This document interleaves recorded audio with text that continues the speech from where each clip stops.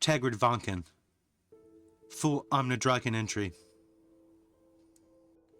Tegrid Vahnken is the central, tragic figure of the late Third Era. Born a noble Meldron Alban, he rose from personal trauma to become the self-crowned Emperor of Taruba, an architect of the short-lived but cataclysmic Alban supremacy.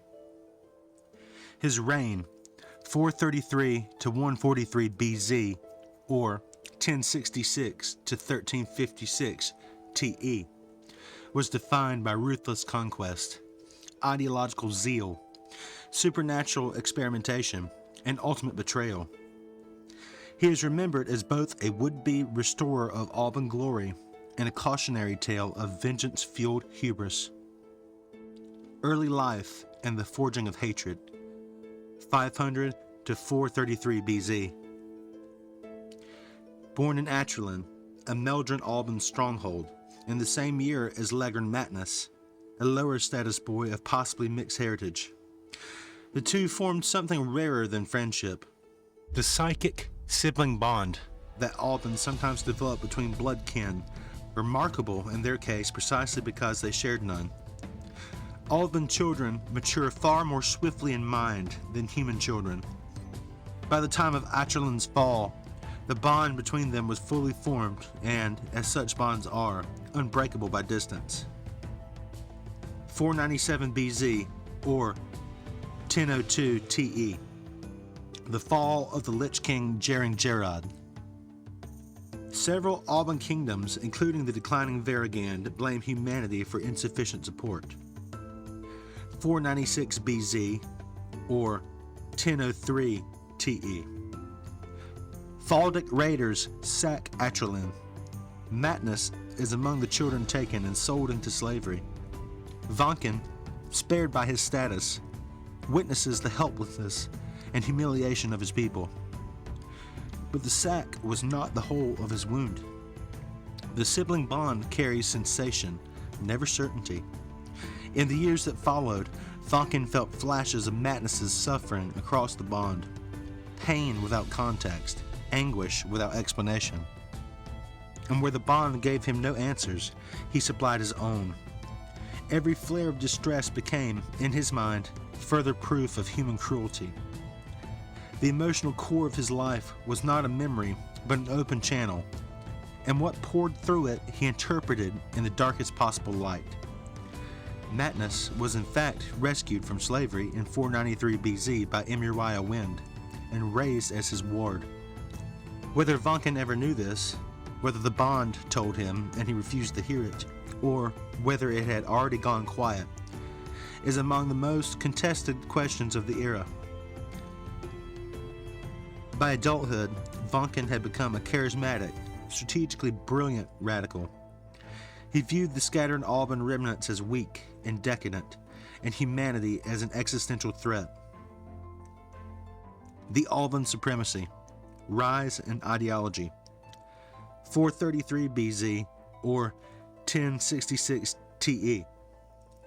In 433 BZ, Vahnken crowned himself Emperor of Taruba, and declared the Alban supremacy, an aggressive restoration of Alban dominance.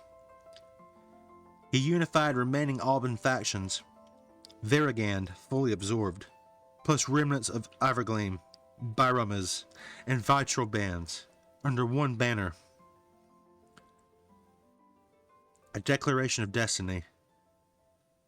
In-character speech, delivered to his court and loyalists shortly after coronation.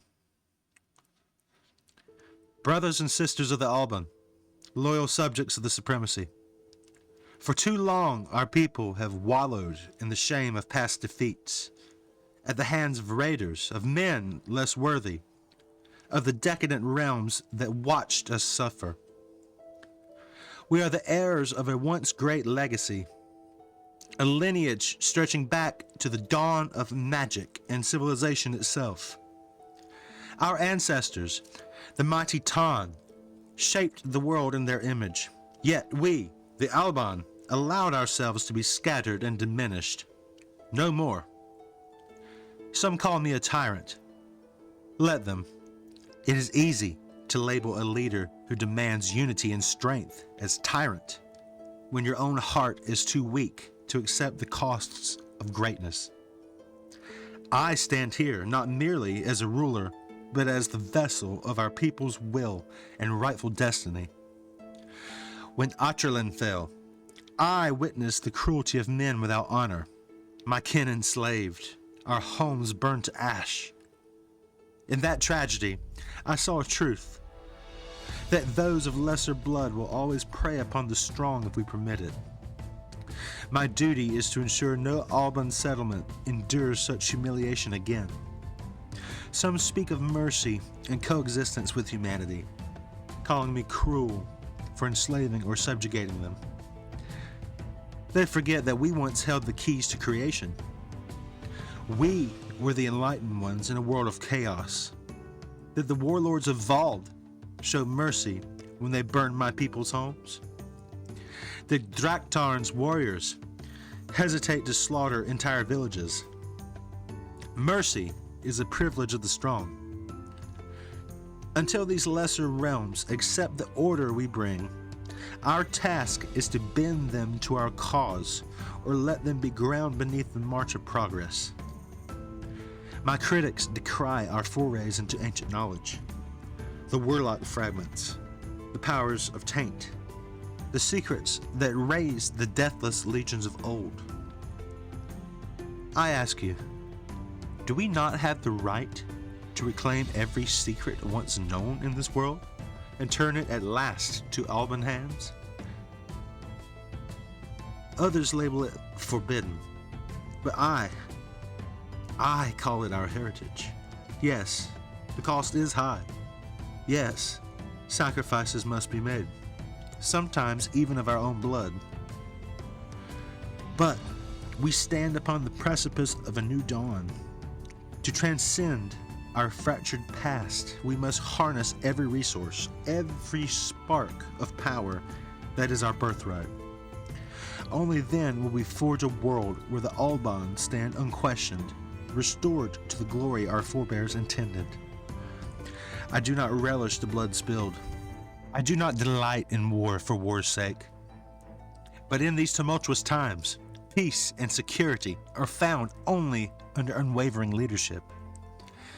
Better a single iron hand than 1,000 squabbling factions, each clawing for scraps of dominion. The path to unity is not gentle, but it is necessary. We do this not out of wanton cruelty, though our enemies will paint it as so, but out of the fierce love I bear for our people and the legacy that must endure. Let the conquered rail against us. Let the fearful whisper of tyranny. Let the weak balk at the price. None of it deters our righteous people. We shape a grand future from the embers of our past, and when our labors are complete, when all lands bow to the supremacy, they will see that the Alban were fated to lead, to guide, and to triumph. Chronicles note: the Lich King, Jering-Gerard, had fallen only 64 years before this address, and his deathless hordes were within living memory of every Alban present. At coronation, Vahnken's forays were ambition and early scholarship. The fruit of that scholarship would not walk for nearly 3 centuries.